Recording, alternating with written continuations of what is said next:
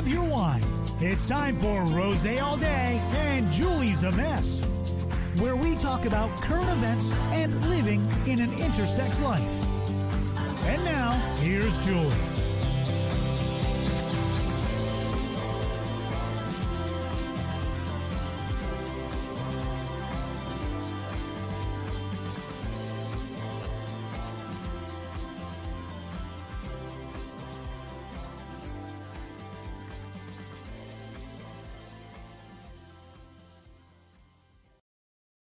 Hi, everybody. Welcome to Rosé All Day, Julie's a Mess, which I am. This is episode 17. Guys, I think it's episode 17. Yeah. Yeah, maybe. Who knows? Anyway, I am super excited because this week we decided that I'm just going to be on by myself. It's just Julie this week. So hopefully you will enjoy it just as much as you've enjoyed every other installment of Rosé All Day. Have a lot to talk about, a lot to unbox this week, and a lot going on in the future. Usually every episode, this is the time that I would introduce the rosé that I am drinking this week. But this week I am drinking good old American Southern sweet tea because, well, for a couple of reasons. Wine is expensive when you don't have a wine sponsor, which is one of the things we're still looking for on Rosé All Day. It has been suggested that maybe Barefoot Wineries would be interested from one of our previous guests. We've had some sponsors since the show began, but that's one of the reasons. So it's just expensive to put together this podcast every week and then to go forth and buy wine. So that's super expensive. Also, I have big things coming up next week. And we were laughing yesterday. I was out with a friend yesterday. We were going to the casinos in the Lincoln, Omaha area. And it was commented that I was super salty yesterday. And I said, well, you know, usually prior to surgery, they make you get off all medications. So for the last week and a half, I've been off my estrogen, and I think it's making me super surly. I mean, that's kind of a pun, what do they call it? A pun, super surly. But it was making me super just anxious and mad, and I'm still that way. I didn't want to add wine to the mix this week. And I mean, in all honesty, surgery is Monday, the 28th. So I'm just trying to be super healthy and super chill rolling into next Monday for all the right reasons. So that is what's going on. Thank you to everybody that's joining. This is so exciting. Hi, Charles. Hi, Charlie. Thought about Charlie today. In my effort to be more healthy, I actually made slow-cooked ribs tonight for dinner. I was going to freeze a lot of them and then have them ready next week for when I needed them. And I actually, I'm with Charlie. These are great ribs. And so I pretty much have eaten the whole rack, which it was a smaller rack, but still I'm gnawing down on these ribs. So it's good to see Charlie in here. Also, we are noticing with the numbers, I want to thank everybody that's been supporting me on YouTube, that's been coming in and watching the episodes. We have a couple of new listeners this week. I would like to say hi to Steve in Lincoln with NRG Media. I would like to say hi to any of the new people that have followed. This night will actually be where this podcast will actually serve twofold. We're going to talk about things that are coming up in the next month or so to get you guys excited. We're going to talk about some of the things that we haven't mentioned in podcasts before just because of time limitations. And then I'm going to tell part of my story or some of my story for those of you that have never heard it before. Maybe you don't follow me on justjulie.com yet. Maybe you don't follow my podcast yet. Maybe you're becoming a new member or you're just listening to it this week and you want to know who Julie is. So we're going to share some of that as well. Hi, Blair. Thank you for joining the chat. if you're new with us in YouTube, you can absolutely join the chat option and you will be able to chat live. And then during the replay of this podcast on YouTube, on Just Julie, you will be able to see those comments as they come in. It was super helpful to have those comments up and rolling last Friday, guys. Last Friday was my birthday. I am in the 46th year of my birth. This is crazy. It's crazy that, especially when you know my story and know where I come from, it's a little daunting to know that I've made it to year 46. I'm going to try not to get emotional tonight. That is the game plan. Again, not on all that estrogen at the moment because of surgery on Monday, so trying not to get super, super emotional. At the end of the show, we are going to stay true to form, though, and I'm going to answer some questions that some of our viewers and listeners have written in this week to ask me about my medical journey. So we'll get to that a little bit later. But last Friday, guys, was my birthday. And last Friday night, justjulie.com gave me a roast. And some of my closest friends joined in, and it was brutal. It was brutal, guys. I mean, it was brutal. A lot of fun. I mean, that's what roasts are, right? You're roasting your friends. And it was a lot of fun. And there were a lot of laughs to be had. I tried to get my parents to watch, and I thought they probably clicked out within like the first joke that flew off of Mary's lips. I mean, she wanted to go first, and she just annihilated my battleship in a good old round of roast your best friend. So it was a lot of fun. And if you would like to still take part and still go watch it and see some of that immaculate humor that streamed out of my friends' mouths, you can check it out by going to justjulie.com or to the YouTube channel that you're currently on, Just Julie, and check out the 46th birthday roast. It was a lot of fun. I also want to give major shout outs to Flo Richards, who made me an amazing birthday dinner, cake, all the bells, whistles, and stops that you would make during a dinner. She did it. She's a great friend. Gwen came home from work that night just to be a part of the roast and then went back to work. Lots of friends were watching, a lot of support, a lot of love, a lot of Facebook love the next day, a lot of social media love. So I just want to say to everybody that made my birthday what it was, and Blair, you absolutely every time hit it out of the park. And you made me feel loved and visible and viable that whole week. In fact, these flowers are from Blair. So to everybody that made a point of saying happy birthday, or I love you, or I love your content, or please don't go anywhere, or keep doing what you're doing, or lifted me up on my birthday, to Gary and Nelson at 98.1 and Joanna that allowed me to come on the station last Friday and talk about the roast. Just everybody that absolutely cherished and engaged with me on Friday for my birthday. So much love and support. Thank you. I give it back to you as much as you give it to me. And it was a great birthday. So thank you. I noticed that even at 46, I say birthday, BIRF day. I've always said it that way. People are like, it's birth. And I'm like, yeah, I get it. But birthday, I've always said it that way. So it was great.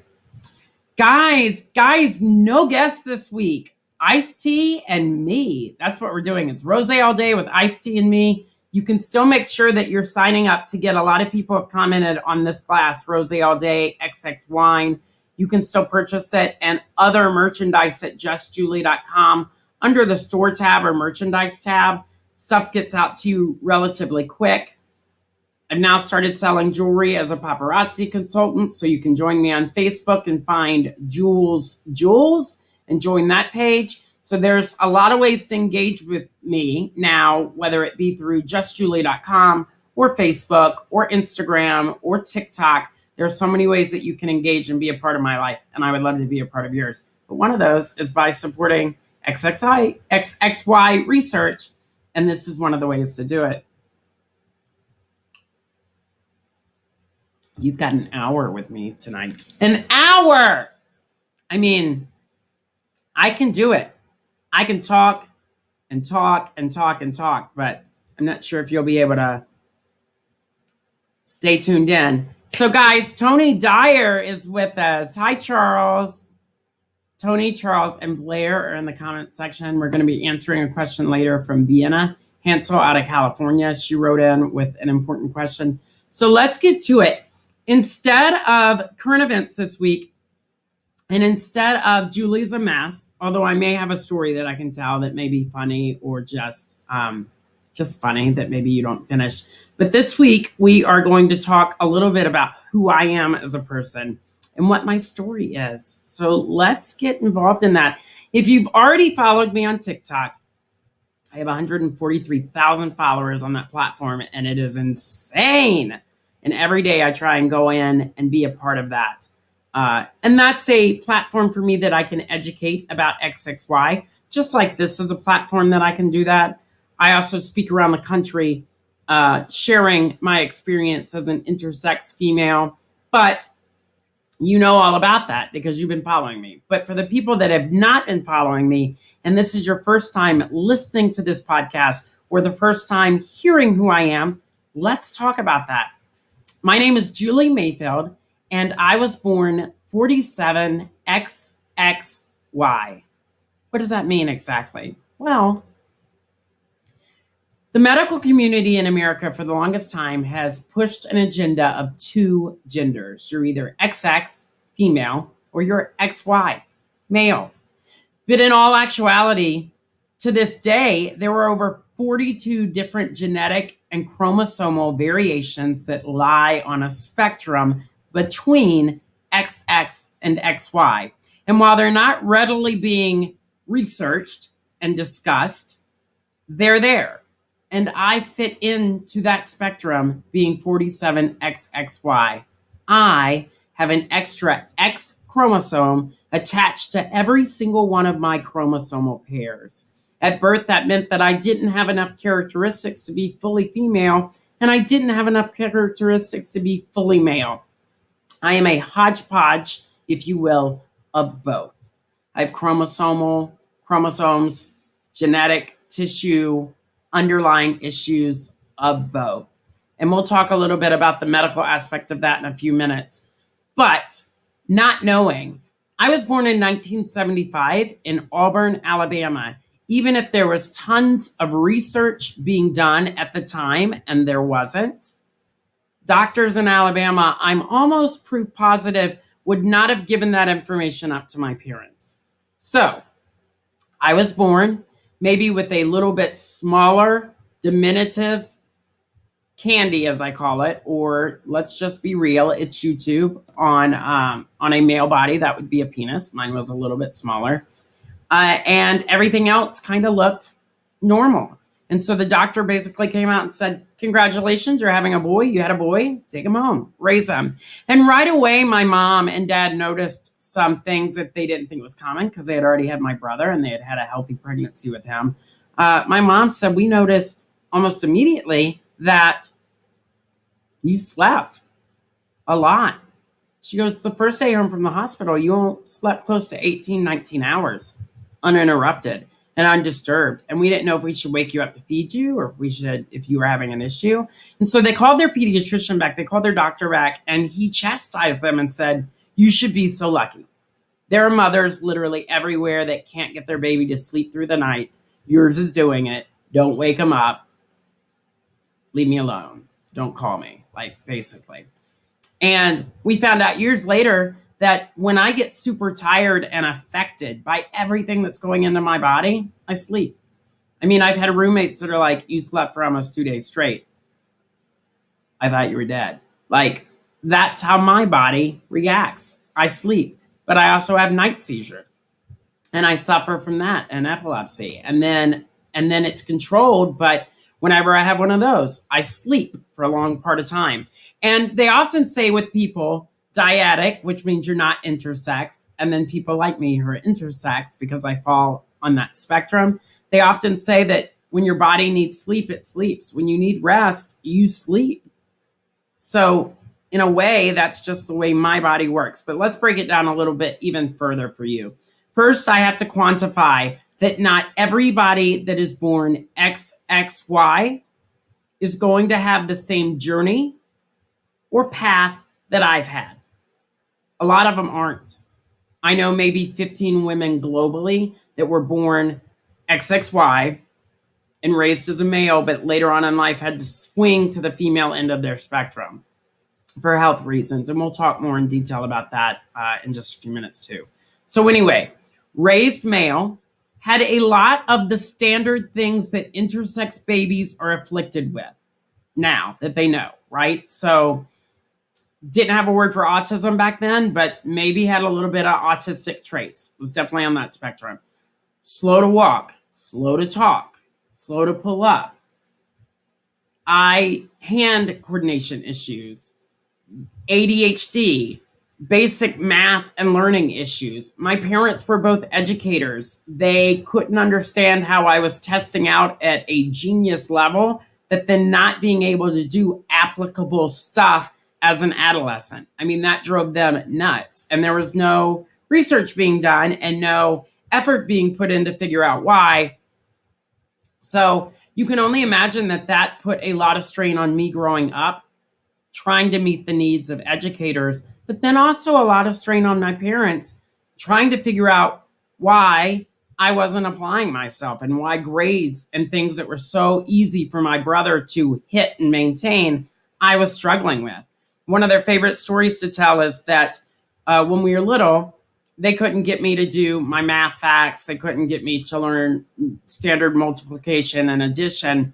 And my parents took us to see Annie at the Fox Theater in Atlanta, Georgia. You see, my mom was the head of the music department at Auburn University at the time. And my dad was in education at Auburn University at the time. And so they were always trying to figure out, why, as an educator, am I not learning? Why is this not clicking for me? So we go to Annie one weekend in Atlanta, and we get back in the car, and my mom said, we get back in the car, and you were giving radio airplay, play-by-play feedback of everything that happened on that stage. You noticed things that were going on in the rafters. You knew all the songs. You had memorized The Sun Will Come Out Tomorrow. You were belting it in the back seat. I mean, she goes, you were talking about costumes. You were talking about the dancers. You were talking about the playbill. You were talking about going outside and getting a snack with your dad at intermission. She goes, you remembered everything.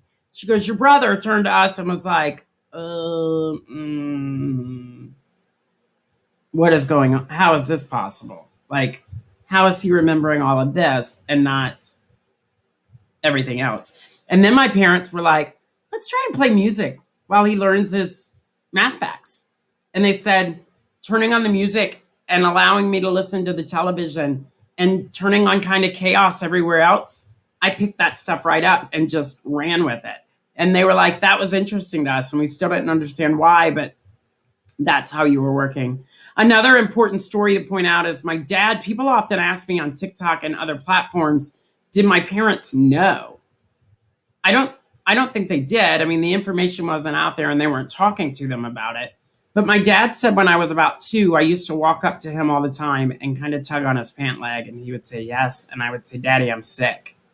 And he would say, no, you're not. What are you talking about? And I would say, Daddy, I'm sick. You don't understand. One day, you'll understand. I don't remember being that prophetic at 2. I don't remember saying those things, but it must have been a trigger all these years later for my dad to remember that and be like, oh my gosh, now it makes sense. So I don't think they knew necessarily like we all know now, but so outside of all of that, had a really lovable childhood, grew up in Auburn, Alabama, lived there for many years. And then in 1983, 1984, I think 85, we moved to Texas. And of course, that's when I was going into adolescent years, middle school, having a lot of hard time still with school issues, kind of a loner, not really making friends, always gravitating to girlfriends, not to guy friends, really starting to struggle with a lot of things emotionally, felt like I was different, but felt split. Like I remember my mom would say, go outside and play. And I'd be like, okay. And I would go outside and pretend that I was walking down the Miss America runway waving and giving up my crown. And then I would find a house that they were building in the neighborhood, and I would stand in front of the house and I would pretend like it was this old house and I was the new host. And I would walk people through the house and be like, this is a 4-bedroom Tudor with 2 bathrooms. Can you imagine what this is going to look like when it's complete, guys? And now we're going to a commercial break. See you back in 5. Like, I totally felt both and split and didn't understand what that body was about. Just started to assume that I was gay because my uncle was gay. And I thought this must be the beginning of being fabulous all the time and being gay. Eventually, we made our way through Baton Rouge. And then we got to, Houston, Baton Rouge. And then we moved to Orlando when I was a sophomore in high school. And while we were in Orlando, I was playing football. Not really great at it. I really didn't do it. I was a big boy. I was big. And I was trying to become closer to my dad because I always felt like I was closer to my mom for some reason. And I thought, well, maybe playing football will do it. So I started playing football in high school and our division changed. So we then all had to go in the middle of the year and get a physical. So we go see a Dr. Condren at Orlando Pediatric Associates in Orlando, Florida. And he comes out to my parents and says, Bradford has not hit certain milestones that he should have hit by now. It doesn't look like he went through puberty of any kind. And I think he only has one testicle that dropped. We should check on the other one. I want to do a blood test. I used to work at the Mayo Clinic. There's this thing out there called Klinefelter syndrome, and I want to test him for it. Don't get freaked out. We'll do the test and we'll find out what's going on. And so they did the test, and he came back out to my parents and he said, yeah, he has Klinefelter syndrome. He has an extra X chromosome. It's attached to every single one of his chromosomal patterns. He's a little taller, statuesque-wise, but he's got longer limbs. He's got that typical Klinefelter kind of fatty belly that they all seem to have. It just means that he produces less testosterone. And so we're going to jack him up on all the testosterone in the world. It also explains why he had some of the learning issues that he had. But also he should probably quit playing football because #facts, you're lucky he's still here. He shouldn't be here anymore. He shouldn't be here. He didn't say anymore, but he just said, if had all this been known at birth, they probably would have told you to abort. And my mom said, we never would have done that. Like, what do you mean? Like, my parents were certainly confused. And then when they told me about it, they were like, don't worry, it doesn't mean you're gay. And I thought, no shit, Sherlock. I am, but okay, great. And then they were like, and they're just going to give you extra testosterone and that's going to masculinize you out and you'll be fine. And you don't need to tell anybody about it. And we're going to put you on Ritalin for the learning issues and it'll be great. You'll still graduate on time and you can go to college and bing, bang, boom, you're done. And I thought, well, that's great. But I literally was finding out so late in high school, I didn't care anyway. People go, well, how'd you feel when you found that out? And I went, well, everybody kept telling me it didn't do anything, that the extra X was dormant, that there wasn't any research being done. I just needed to take extra testosterone and I'd be fine. And they put me on a lot of it. So in my brain, I thought, I'm going to college. I'm going to go drink away some brain cells, maybe smoke a little wacky tobacco, go to theater school, be far away from the drama that's been my life up to this point, and sayonara, bitches. I'm going to college. Like, that literally was my mind frame. I didn't do well in college. I dropped out and I didn't do well. I ended up dropping out. I did come out as gay. There was a lot of family drama with that. And I couldn't find my way and I wasn't doing well. So I dropped out after my second year in college. And then I went back and started working at Disney, and I really found my nestled home I still thought I was gay. So there was a lot in the entertainment community at Disney for me to have wrap around me and also wrap back around. And I I found my place for a while and it felt like it was a fit. After Disney, I moved to New York in 2008 or 1998, sorry, and continued to work at Disney in New York and continued to audition for shows and do theater and met a lot of great people and worked at a place called Ellen's Stardust Diner as a singing waiter and was on All My Children as an extra and One Life to Live as an extra and really started to get into my theater mode. And I found a nodule on one of my testicles that I was concerned about. And so I went and saw my doctor through Actors Equity. And he said to me, I know nothing about genetics. I don't know anything about XXY, but I think this could be prostate cancer. And it's probably a direct correlation to all of the testosterone that you've been on since 17. So we biopsied it. It didn't end up being prostate cancer. And he said, you may want to get off this testosterone, though. If you can deal with having a higher register voice, if you can deal with being a little more feminine, get off it. Because he goes, honestly, there's not enough research about testosterone being done either. And you could be in real crucial trouble in your 40s if you don't get off it. Like, just get off it. And I thought, okay, now at the time, no hormonal draws were done.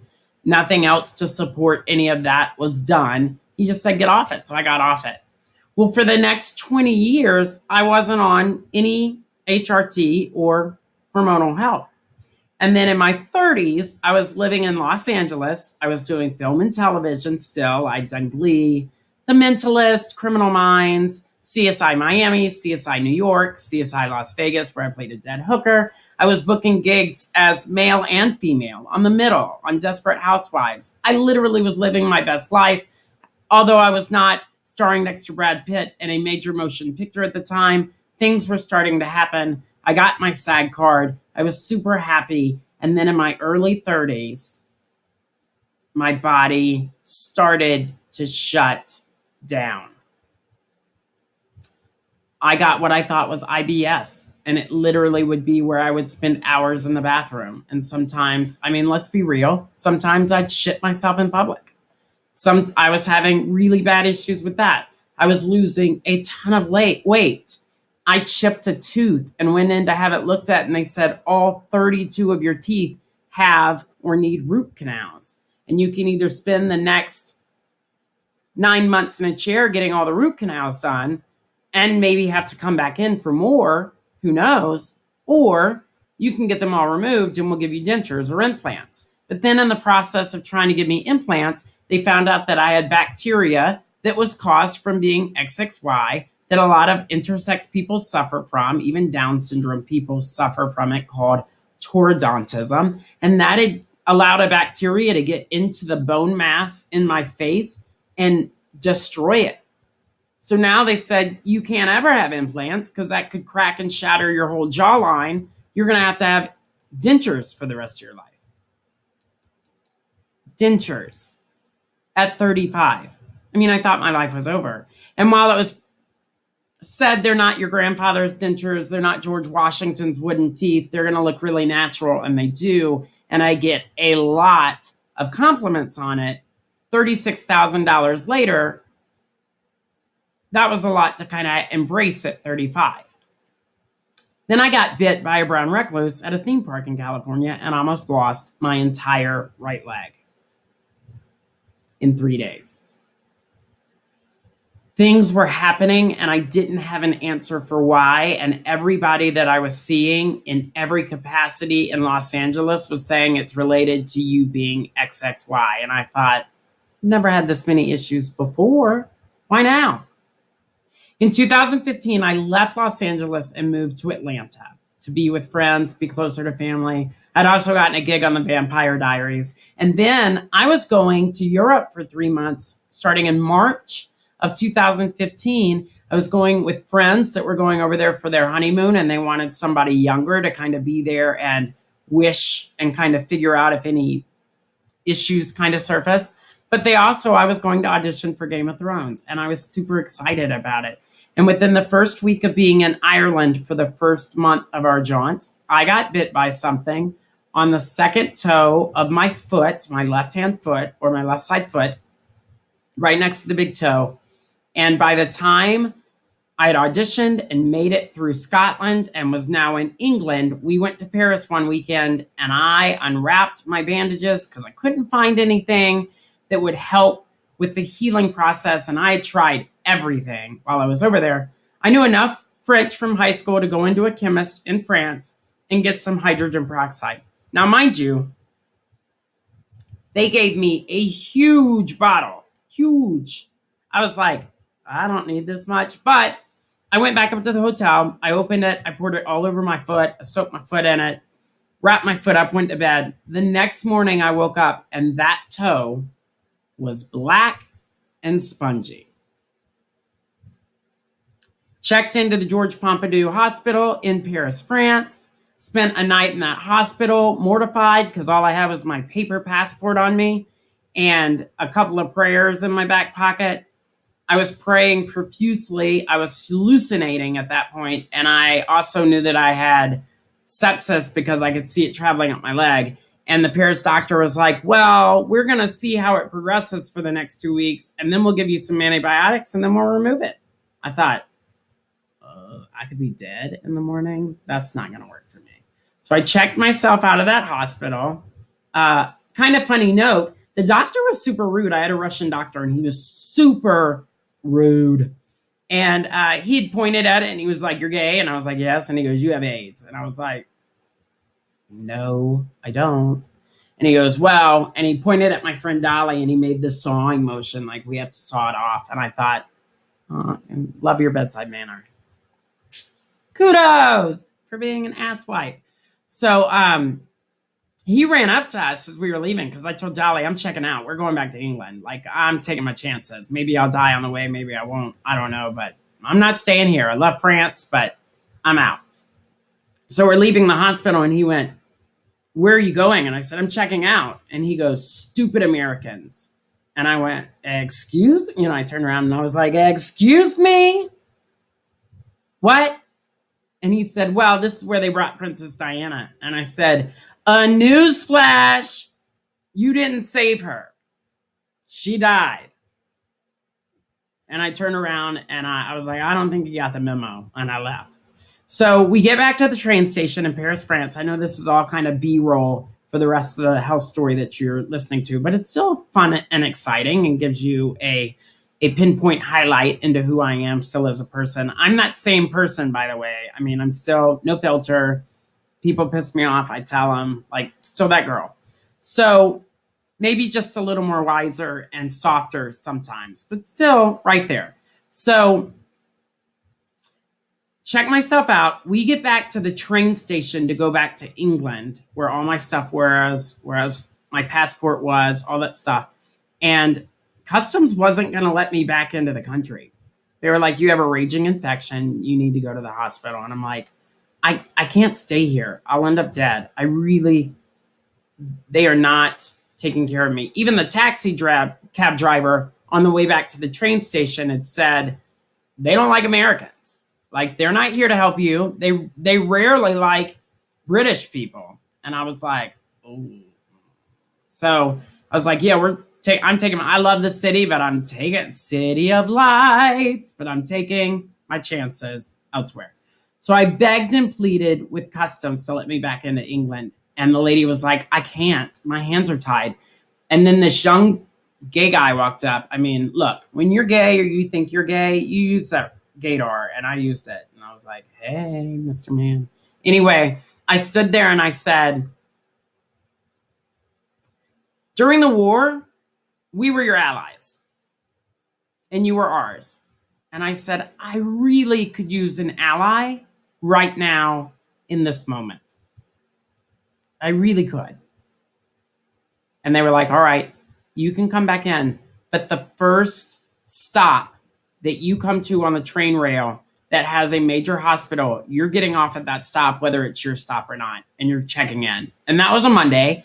And we stopped in Colchester, and I got off the train, and the police were waiting there with like my name, and they took me to the hospital, and my travel companions went on and started to pack because we were supposed to leave the bed and breakfast the next couple of days, and they were going to come and try and get someplace closer to Colchester. And then in a week, we were supposed to be flying back to America. Guess who didn't make that plane trip almost? So checked into Colchester Hospital, had a great staff, went in on a Monday, woke up on a Wednesday. They unwrapped my foot and half of my foot is gone. Maybe I'll put pictures up on the blog. I feel like there are already pictures on the blog at justjulie.com. If you scroll back far enough into my blog writings, you'll see the picture from 2015. It is gross. It is gnarly. I mean, it's kind of cool. I think it's kind of cool to look at it and see what it was and where it went and where it is now. But a lot of people I shared it with on Facebook that weekend were like, oh my God, she went to England and they are chopping her up into pieces. Like she is living Jack the Ripper 2015. I mean, hey, but it was still really cool. But anyway, they came by and they were like, do you have any questions? And I said, will I ever be able to wear peep-toed heels again? Because that was my thing. I loved wearing peep-toed heels. And I heard one of the nurses say, Mr. Mayfield, priorities. I said, those are my priorities. Like, am I going to be able to wear cute shoes still? That was my priority. I did drag. I mean, I needed to know that I was still going to look great. On one of the last few days I was there, the medical doctor that had done the surgery came back in and said, we need to talk. He said, all of this that you've been through in the last 10 to 15, 10 to 5 years, 5 to 10 years, he goes, I don't know if people have told you, but it's all a direct result of you having XXY. You need to go back to the States and you need to eat everything you can on Klinefelter syndrome and XXY. You just need to absorb it, stick it on Post-it notes on your forehead, memorize it, bathe in it. You need to learn everything you can. He goes, because nobody else is going to advocate for you. In America, they don't research it. They research it in Australia, Japan, and the UK. But you don't live in any of those countries. In your country, they're slow to punch. He goes, they research stuff that they know there's money in. So they research diabetes and cancer and AIDS, but they don't research any of the other stuff. And it's going to be really up to you to go back and just do everything that you can to learn as much as you can about this. And let me tell you, it's probably going to save your life. And if you need to contact me or you need to write me back or you need me to talk to any doctors down there for you, I'll do it. Because it may be what saves your life. Good luck. So I went back home to rehab with my parents in 2015. They were living in North Carolina at the time. And I did everything I mean, for a while I didn't. I was really upset. I filed for disability because I lost all feeling in both of my legs below the knees after that surgery. Still haven't gained it back. People are like, oh, neuropathy? You must be diabetic. No, I haven't been told I'm diabetic. I have been told you have really extremely high blood sugars, but intersex people tend to do have really high blood sugars and they function. The doctor in England actually said, yeah, we should be studying that. How are y'all functioning? He goes, you know what your blood sugars are when you're here at the hospital in Colchester? 800 with an infection. 600's a blood sugar coma. But we checked everything. Your kidneys are clean. You're having a viable life. Nothing is affected that would normally be affected with diabetes in somebody that's not intersex or that is dyadic. Why aren't we studying that? But American doctors will be like, yep, we got to get you down to the regular standard FDA approved rate of 80 to 120. And when they do that, I feel like I am living in a dark hole and dying, like crying in pain, dying.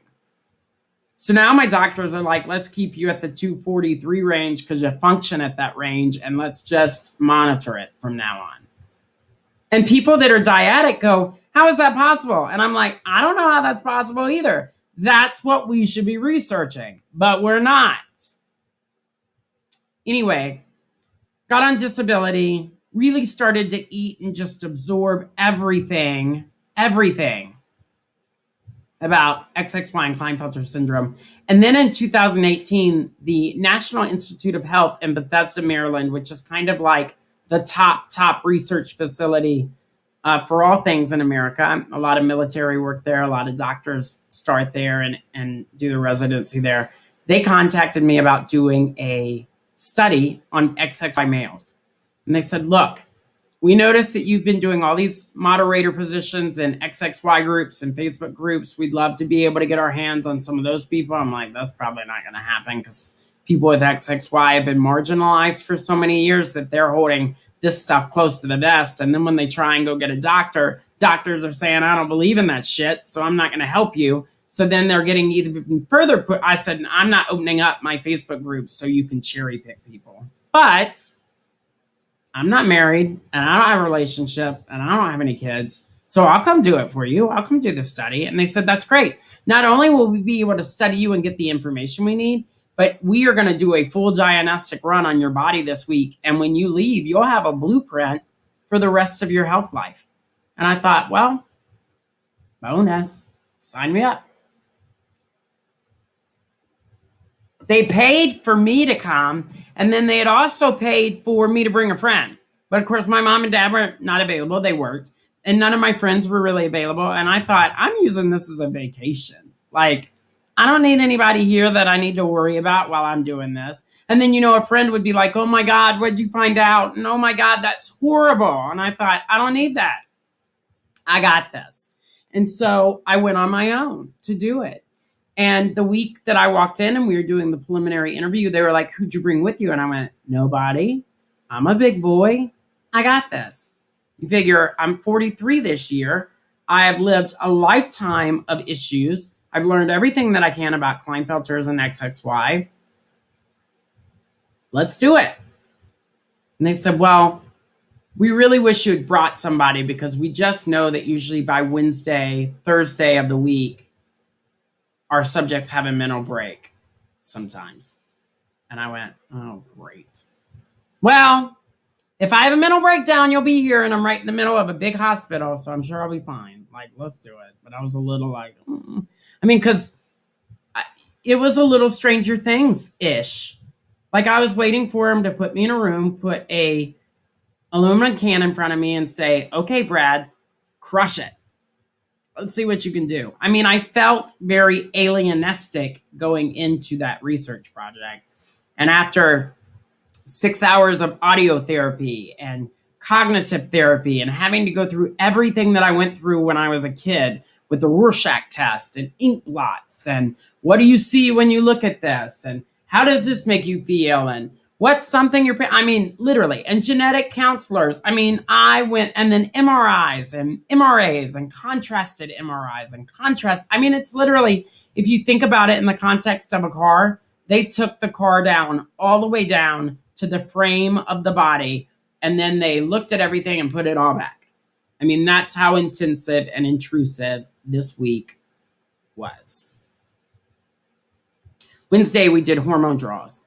So on Wednesday morning, I got to go in and they hooked us up to a machine. There was one other guy that was there with me. Also, we had already met early on in the week because I think that sometimes when you're on the intersex spectrum, you just know what to look for and you just kind of migrate towards others that are like you in a situation. And we had already done that on Tuesday, but we were both having hormone draws. And one of the things I'm lucky I got out of was because of all the issues I'd had with healing just in the last years before this test, my friend that went, they took a huge subsection of flesh out of his body, like a dermatitis skin biopsy. And they were like, we're not going to do that to you because we're afraid it won't heal and your arm may fall off. And I thought, points for me.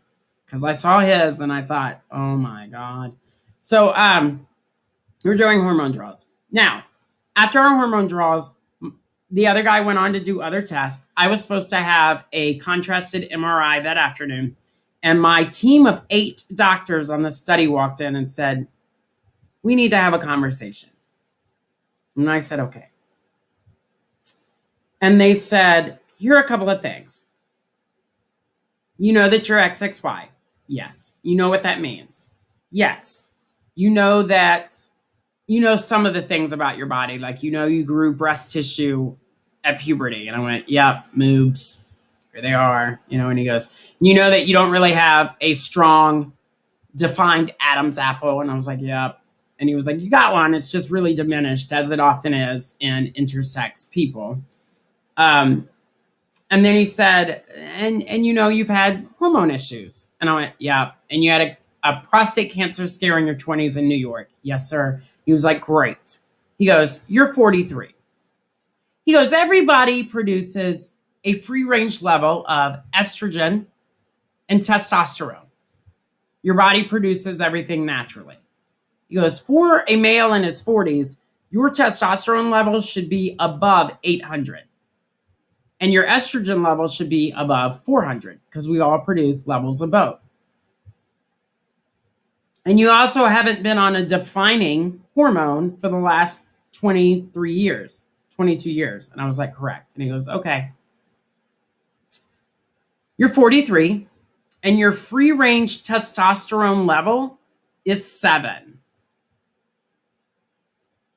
And your free range estrogen level is 40. 7 and 40 versus over 800 and over 400. You also have epilepsy. You've been having night seizures since birth. Since you were in the womb, we believe. You have half a uterus. And when we say half a uterus, we mean like you have half a uterus. You don't have fallopian. You have like the beginning of a fallopian tube. You don't have 2 of them. You don't have a vagina, which you know, but you do have a little bit of a cervix or entryway in your pelvic floor. Your female floor would, your pelvic floor would probably be determined female. Your lower skeletal system is more female-esque with the way your hips are displayed, but your upper body is more male. You don't have a lot of muscular muscle tone, which you know because you struggled all through middle school and high school. You have a female-sized heart, but you have male-sized lungs. You have a diminished Adam's apple. You have half a pancreas. And people go, how do you have half a pancreas? XXY happens during the developmental stages of gestation. So not everything necessarily will develop fully. He said they also diagnosed you at 17 with Klinefelter syndrome, but Klinefelter syndrome literally is a disease of the testicles. We are trying to change that literature out there, and it's really hard to do that because every doctor is still telling parents, oh, your kid's XXY. Instead of saying your kid's intersex, they're saying your kid has Klinefelter syndrome. But women can actually be born XXY, and they're not going to have testicles necessarily, not all of them. And so you can't call what they have Klinefelter syndrome. So we're trying to get away from that. And I thought, well, that's interesting. People are going to love that. That's going to take 20 years for that to kind of recirculate and it to just be called XXY because people are so hinged on not having it be an intersex condition. You have a lot of people in the XXY Klinefelter community who are like, my son is not gay. My son is not both sexes. My son is going to grow up and father 86 children. And if they can't, we're going to give him the sperm so he can have 86 brothers. I mean, it's rampantly crazy in the XXY community. So I thought, well, that's great that you want to change it. I don't see that happening for a while because you don't even have people out there that are advocating for intersex. So then they said, well, we also don't think you have Klinefelters anyway because the reason your other testicle didn't drop was because you have an ovary. You have an underdeveloped ovary and an underdeveloped testicle, which did fall a little bit. And they're right up where your ovaries would have continued to live and resonate had you been born fully female at birth. But they said, but here's the kicker. You also now have lupus, a very female disease. And you have osteoporosis of the lower back and spine. The lupus is probably going to materialize in your body, as it already has started to, in leg wounds and lesions, because that's kind of how it shows up in intersex people. We don't know enough about it to know why. But you may not have some of the other issues. You may be tired. Like you'll have some of the things that people go through with lupus, but it's going to really present in you, it looks like, in leg wounds. It'll kind of look like you have leprosy in a way, right? And you just have to be really careful going forward. There's not a cure for either one. And we know your body does not resonate to extragenous testosterone because you had the cancer scare in your 20s. Lupus and osteoporosis, there's not a cure, but the estrogen's going to slow it down. I mean, at least enough for it to not take over your body so fast. But they were like, we have to put you on a shit ton of estrogen. And by shit ton, we're talking 42 to 48 milligrams a week. Now, I knew enough about trans health because I was in the gay community and I was already advocating on some levels that I knew that they're on a lot less a week. And I looked at the doctor and I said, that's going to totally change my journey. I mean, that's going to cause me to transition to female.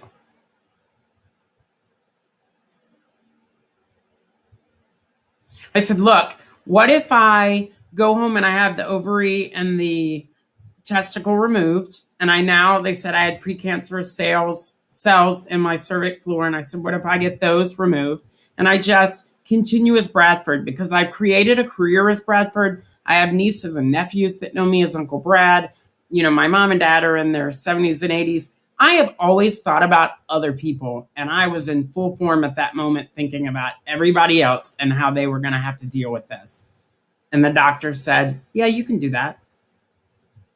Sure. But we believe that if you go home and you do that and you don't take the estrogen and you don't follow kind of our track record for success that we think you'll have, we think you'll be dead by 48. 48, we think you'll be dead. And I am sure that you're not ready for that yet. I'm sure you have a lot more life in you. And I said, well, if I do all this, what are we talking life expectancy wise? And he goes, well, the quality of your life will be better. It'll be better, I promise. And he goes, life expectancy? We're not in the business of making predictions. Hopefully you'll be able to get another 15, 16 years out of it. I don't know. But medical miracles happen all the time. He said, look, don't do your MRA tonight. Go home, go back to the hotel, call who you need to call, talk to who you need to talk to. But really, tomorrow you need to come in here and just tell me, do you want patch, pill, or shot? And we'll start the estrogen. I went back to the hotel that night, and guys, I had the mental break that they'd been talking about all week. I had it. I actually had to go down with my friend that was also there for the XXY study and get liquored up at a bar. I drank 3 bottles of wine, and then I came back and I texted all my siblings, and then I called my parents. And all of my siblings were like, you're ours. It doesn't matter what we think. You belong to us, and we'll support whatever decision you make. I called my parents, and they were on the same kind of vein. I think, honestly, my mom was struggling with it at first, which I understand. I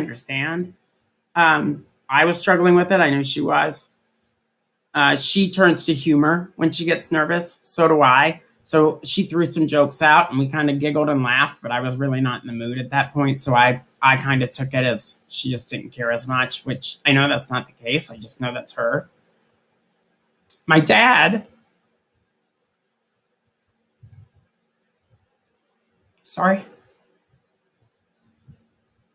my dad got on the phone and he said, Julie, or he said, Bradford, you didn't know me as Julie yet, but he said, I would rather lose you in 15 to 16 years as my daughter than to lose you in 5 as my son.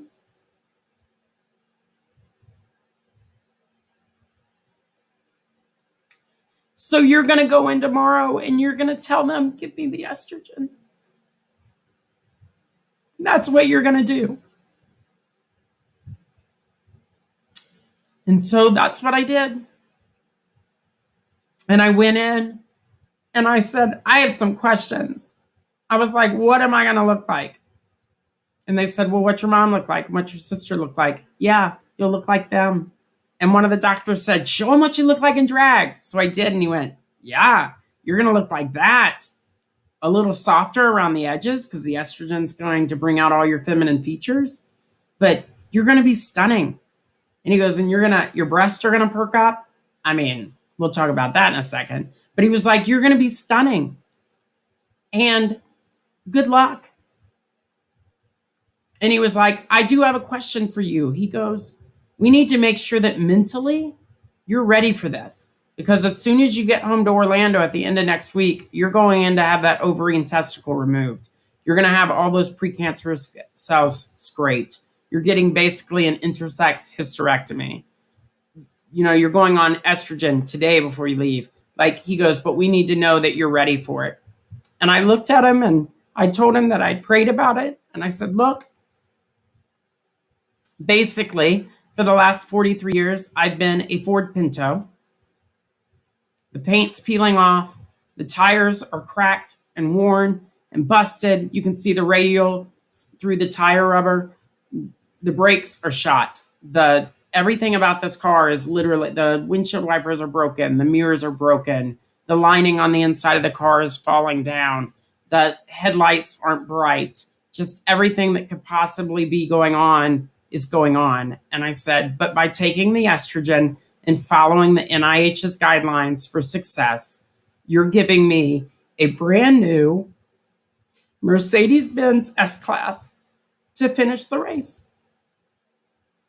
Same driver,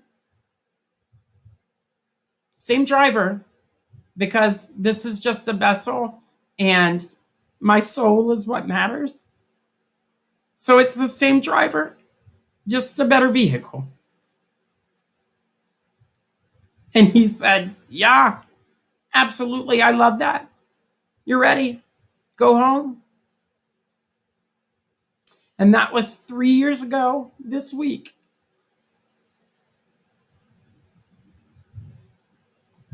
And so people always want to know, what's it like and what are your thoughts on celebrating your 46th birthday? And my thoughts are, I'm alive.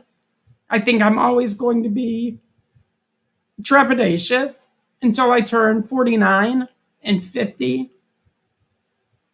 But I'm alive. Am I 100% healthy? No, I still have issues. I still have issues with the lupus. I lost another toe last October, so I'm down to 8. It's just a great conversationalist fact to have at parties. I still have issues with the pancreas and the IBS issues. I mean, I still have all of those, but it's a lot less than what it was 3 years ago. And now I advocate for my community. Now I spend my time on different platforms teaching people about XXY and Klinefelter's and XO and Turner's syndrome and some of the other things that are on that spectrum, because I'm a huge proponent of, if you don't tell people what you're going through and you don't tell your story and you don't tell your journey, nobody's going to know. Nobody's going to be able to figure it out. Nobody's ever going to know what's going on with you. It is our duty to tell people what we're going on and going through so that minds are changed and perceptions are changed and doors are unlocked and windows are open and research is done. It's important that we do that. And it's important that we share that. And my life and my story is no more grander than your life or story or what you're going through. It's not bigger. I tell it. That's what I tell people. The difference is I share it and I tell it. And I find ways to do that. That's the difference. That's the difference for me, is that I'm very public and I share it. And, you know, and some of the things I have going on right now is I'm fighting Alabama to change my birth certificate, because the state of Alabama says you have to prove to us that you ran out and got a vagina before we change it to female. But I didn't have to do that. Florida has already decided last year that I was born both. I'm male and female, both. A lot of people often ask, one of the questions that I get a lot is, so you're a hermaphrodite? No, hermaphrodite means you have both sex organs. This is a chromosomal and genetic variant. Everybody on that spectrum, everybody even that has XXY, some may have every organ and it may be fully developed. Some might not. Some may have female internal anatomy. Some may not. Some may need extra hormones. Some may not. We're all different. You can't put us in the same box. You can't put anybody on this earth in the same box. But people always try and make it really black and white, and you can't do that. My medical journey is not like any other XXY medical journey that I know. But it's what works for me and keeps me moving and shaking and advocating. But I always preface when I talk about XXY and Klinefelters, there are a lot of people that have Klinefelters and they may never have an issue that I have. I have a friend in Miami that is in his 50s and has worked in construction, and he also was told for many years, you have Klinefelters. Now, for the last 10 or 15 years, he's been told by his medical doctor that he has horrible, horrible hemorrhoids because he bleeds. I mean, he bleeds a lot to where he's buying feminine products every month to stop it on the construction site. When I got back from the NIH, I said, go do the study. Just go do it. What do you have to lose? Go do it. So he went and did it. You know what they told him while he was there? You know you're born both, right? Yes. Do you feel like both? Yes. He's saying all these things, right? They said, that's not hemorrhoids. You don't have a vagina. And you're cycling every month. And everything that's coming out is coming out the only way it knows how. Out the back door. And that's not hemorrhoids. You're sloughing off your internal lining and it's coming out in the back. So now he had an answer, and that was great. And he was like, I'm finally going to get some restitution for what everybody's been telling me is hemorrhoids. I'm going back to Miami. I'm going back to my doctor. His doctor once had worked at the NIH. He presented all that information, and she said, I don't believe in that shit. That's not what it is, and I'm not helping you. And she dropped him as a patient. Deanna Hansel, one of the questions she wrote me, and we are coming up, it's about 7:02, so we're coming up on the end of our evening, and I'm going to read through the chat real fast and see if there's any other questions this evening. But one of the other questions was, have you ever been discriminated against as an XXY? No, because it's not something that people look at me and say, oh, she has XXY. They don't even fucking know what XXY is. And then I have to educate them. I think sometimes I'm discriminated against because they think I'm trans. So sure, maybe, but I'm not. Being trans is not intersex. You can be intersex and maybe feel trans in transition, but some of those people are transitioning before they even have a really solid knowledge of what's going on in their body. And then sometimes transgendered people will go back and be like, I felt this way my whole life. And just through a simple test for gallbladder surgery, they find out they have an extra chromosome, or that they had Turner's, or that, you know, something else was going on. But you don't have to be intersex to be trans. You don't have to be trans to be intersex. They're two totally different things. Also, hermaphrodite. You can be a hermaphrodite and be intersex, but anybody could be a hermaphrodite. Mice can have both sex organs. Mice, people. I mean, a mouse could be born. Stuart Little could come out with a penis and a vagina. That doesn't mean he's intersex. It just means he's a mouse with extra candy, or some candy, or not enough candy. And then the big thing that we promote in the intersex community is, because of this, because of all of these differences, quit doing surgeries on our unborn and our newborns. Allow us to grow up on that spectrum. And when something presents that's really life-threatening, then we can all look at it together.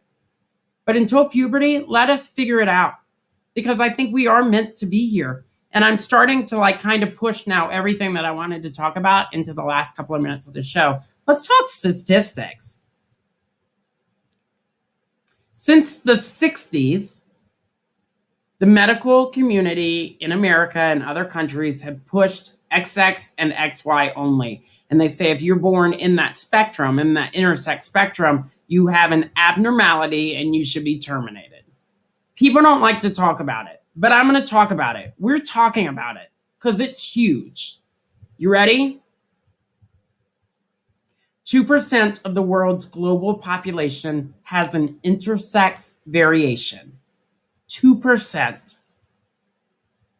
But that's 2% of the grand number that have not been aborted in utero. That number would be a lot higher. Now let's break it down even further. There are over, what did I think, 7? I think I heard there's 7 billion people in the world right now. It's 153.4 million are intersex. And 6% will never even know that they have an intersex condition because the research is not being funded and done. So 2% of the world's global population has an intersex variation, and those 2% are the ones that haven't been aborted, so it would be higher, and it's as common as the red hair gene. So if you know somebody that has red hair, you probably also know somebody that's intersex. Facts. In 2017, in the United States, 65% of new parents that were told they were going to have a baby on the intersex spectrum and advised to terminate or abort did. 65% of parents in America. In Belgium in 2018, 80%.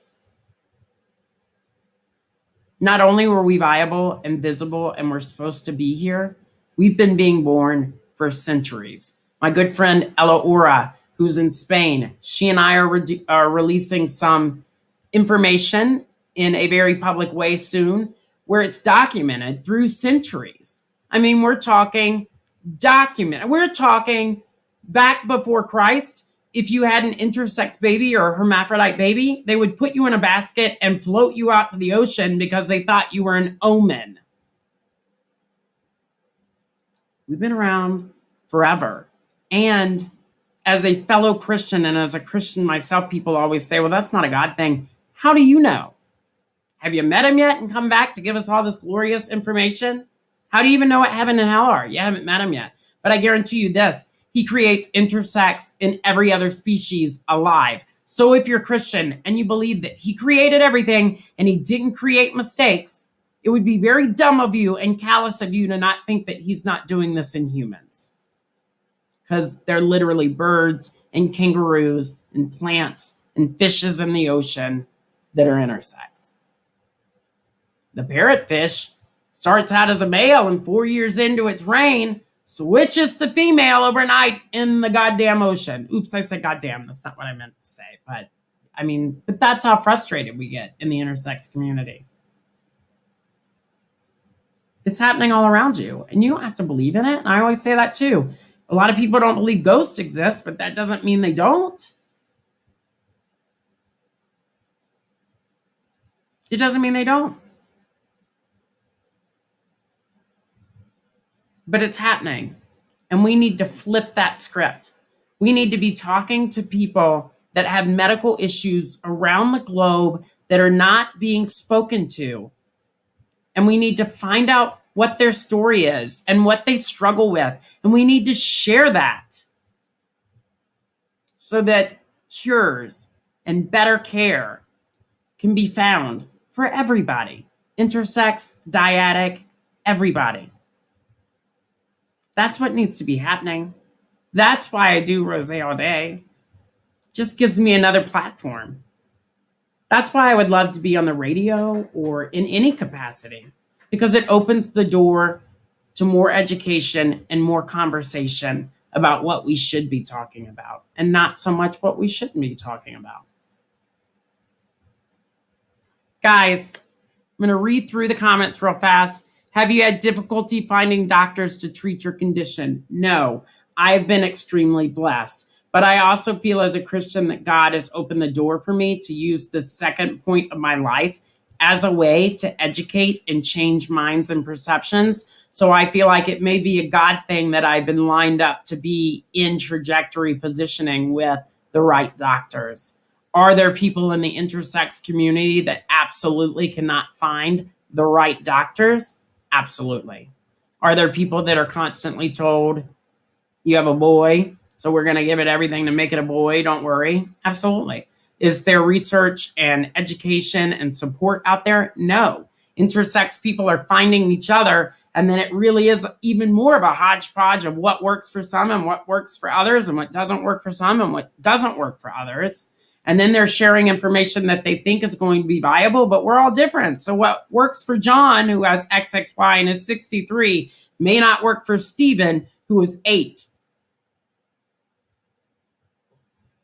And then you still have a lot of people in the community who are like, I've been on testosterone for 50 years and I feel great and I love it.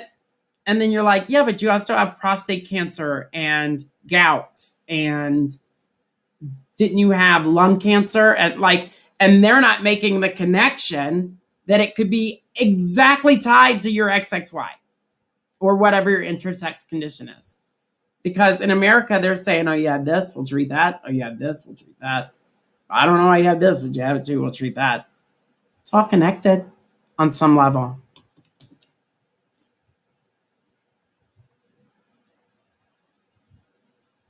Well, guys, it has been a great evening. And again, if you joined us early on, about an hour and 11 minutes ago into the beginning of this podcast, I hope that you stayed with us and that you've enjoyed part of my story. I hope you've learned more about it. This will be up there with all the other podcasts.